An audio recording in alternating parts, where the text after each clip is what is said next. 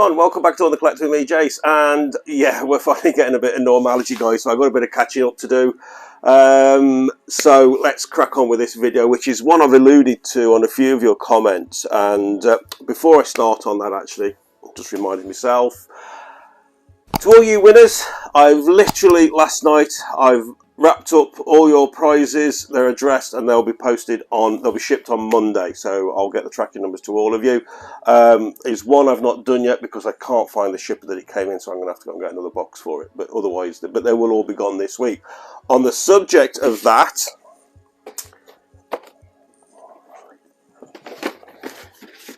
bear with me. So, Jonathan Frankel and Marcus Weaver, Jonathan Frankel. You guys haven't messaged me yet.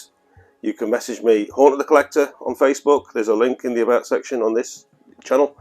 Or Haunt of the Collector on Instagram. You guys still haven't messaged me your shipping addresses. So here's what I'm going to do, guys, to be fair to everyone, and because I don't like clutter lying around my house. I'll give you a week. I'll give you till now. I'm away at a wedding next Friday. I'm back on Saturday. So if by end of play Friday you guys haven't messaged me next Saturday when I get back here, I'm sorry, but because I've still got all the names of the people who didn't win. They're all still in here, untouched. So if you two guys haven't messaged me your shipping details by end of play next Friday when I get back from the wedding Saturday afternoon, evening, those two prizes are going to be back up for grabs. So I will literally pull two random names out of that jar and then they'll message me their shipping address. That's fair. So you've had a week now, so I'll give you another week and then I'm sorry, that's it. So please, please, please get in touch. Okay, and one other thing, thank you to everyone who jumped on the community section. Sorry, I think just broke my concentration. I thought somebody was at the door. Thanks to all of you who jumped onto the community section on the recent poll that I did on which of the which King of Angmar pieces would you put your money, which would you buy? Which would you put your money on? The Dark Side Collectibles, or the Prime 1, the Fell Beast base, and it was a resounding win to Prime 1 Studios. A crushing defeat for Darkside, with Prime 1 Studio dishing out 91% of you chose the Prime 1 Studios one. Don't blame me, he would have had my vote as well. So yeah, 91%, that's a landslide.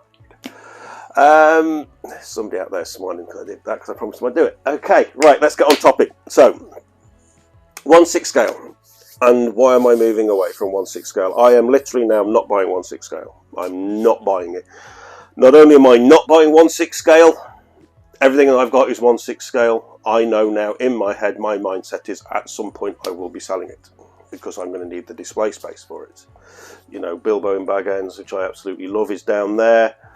But I know when the Frodo and Gollum piece arrives, I'm putting that in there because I've got it all LED set up in there. I know it's going to look superb. Fortunately, at the moment, it'll be okay because I've got room upstairs for Bilbo to go in. As you've no doubt noticed, the escape off the road has... Sorry, I'm being really distracted by stuff going on outside the window. The escape off the road has already gone upstairs and it's being displayed up there. So at the moment, I'm not in any rush to get rid of them or anything like that because they're not taking up any display space. Pieces aren't coming in, But when pieces do come in, and I need the display space, unfortunately these pieces will be sold, and reluctantly sold. This isn't a thing against Weta. I think Weta is superb. It's just I no longer have any interest in 1/6 scale at all. None. It'll be quarter scale at a minimum for me from now on. Third scale, half scales. Obviously I have third scale Predators come in. Half scale, I've got the Terminator piece there. And I'm really looking at the Infinity Studios Lord of the Rings stuff as well because I'm really impressed with it, and I'm just thinking what they potentially are going to do in the future. And for me, it's when people have come round and I've got my displays and my statues and all that, and these people aren't collectors, their mates come round, the family come round. People always comment on Sauron. or they comment on the Terminator one. I know one of my mates who was here, we had a poker evening, he was saying to me how impressed he was with the Terminator piece. And other people have commented on the barrel piece. The escape off the road and the building bag ends just don't get a look in. Nobody's mentioned them, you know, and I picked up on that. And then when the Queen Studios 1/6 scale line came out, and you know, I started really sort of thinking more in depth about 1/6 scale, and I just thought, no, I don't quite know where I'm going exactly with my collection, how it's going to sort of look. I don't think it'll ever be finished. I think most of us never do finish, but I do know I love the bigger pieces. No scale is acceptable, like the Balrog diorama is a no scale, that's acceptable. I can display that on its own, blah blah blah blah. I haven't cancelled my Weta environments because again, I like those, and I've obviously got the Argonath, the Doors of Durin coming still from Weta. So, and there's environments Weta have done in the past, which I doubt they'll do them again, but I'm hopeful for, you know, Barad-dûr, Orthanc, Minas Morgul. You know, I'd love to have them. You know what they did with Grond. You know, pieces like that. Very, very keen to get my hands on pieces like that sort of thing. So it's certainly nothing against Weta. It's just I'm done with 1/6 scale. I'm done with it. So in the future, obviously, my 1/6 scale stuff will be up for sale as and when I need the space. Of course, I don't, you know, I'm not in any rush at all. However, if any of you are sat there and are interested in any of the 1/6 scale stuff, you know, I've got, like I did with David at the start of the year with my Terminator piece, you know, he wanted it there and then, that's fine. You know, when I get to a certain point where I know I'm going this route or I'm getting that instead, blah blah blah blah, I do kind of detach myself from things because I know it's going to go. So yeah, obviously I'm open to offers. If any of you are interested, message me. You should all know how to message me by now, away from here, and we can talk and I can work out shipping and things like that. But like I say, I'm not in any rush at all at the moment. Obviously now with Queen Studios and Infinity Studios and what they're doing, and there's other statue companies coming in on board. I mean, Darkside, we obviously were just talking about that before, you know, and there's just so much potential now that I have to close the door in certain areas, and I'm afraid for me it's 1/6 scale. But I think I want to avoid the cramming things on a shelf scenario that I see. You know, you see a lot of 6 scale collectors, especially sort of like the ones on YouTube, who have those immense collections and they have so many pieces on a shelf. I mean, I look at that and I can appreciate the time and the money and everything else that's gone into collecting, but at the same time I also sit there and think, how can you appreciate that yourself? Because I just don't know what to look at. And when you've got so much stuff on a shelf, for me that doesn't work. I don't like that. I don't like that cluttered look. I don't like all these loads of pieces sort of on a shelf together.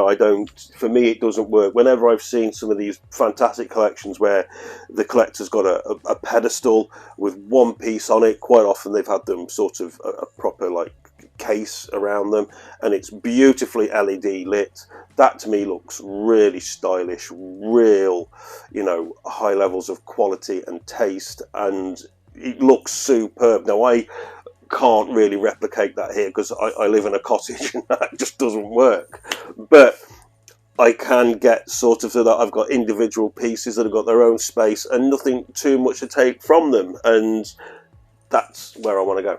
That's how I want to go. I will say this because, you know, other companies and that I've moaned about them when there's been something, and I will say this, I was very disappointed with Weta when I'm not impressed with the import fees that I'm getting off Weta coming from Weta EU. They are, even I've sat there for what I've paid for Escape Off the Road and what I've paid for Bilbo, to put it into comparison for you, just the Escape Off the Road and Bilbo, the import fees on those two pieces alone combined are more than the entirety of my collection's import fees put together.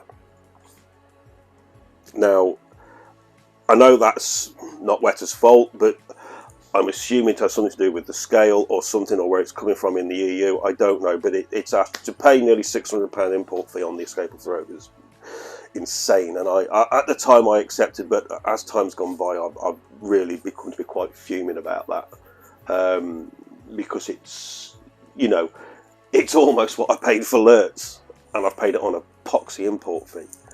And the other thing that really annoyed me about them, now Weta have got a fantastic personal customer care thing. You know, it's an individual who will give you their name, and so I'm not knocking that, they're fantastic at that. But the Galadriel file, this is when I started cancelling Weta pieces, and again, this was just something else that added to me making the decision that I made. Because people got theirs, like Ryan or Cyberbobby got his, and I was like, oh, I'll get mine soon. And I waited and waited and waited and waited, and weeks went by, and weeks went by. Then eventually I got an email off them, as many of you I know did, saying that not only has it been delayed, you're not going to get it till the end of the year.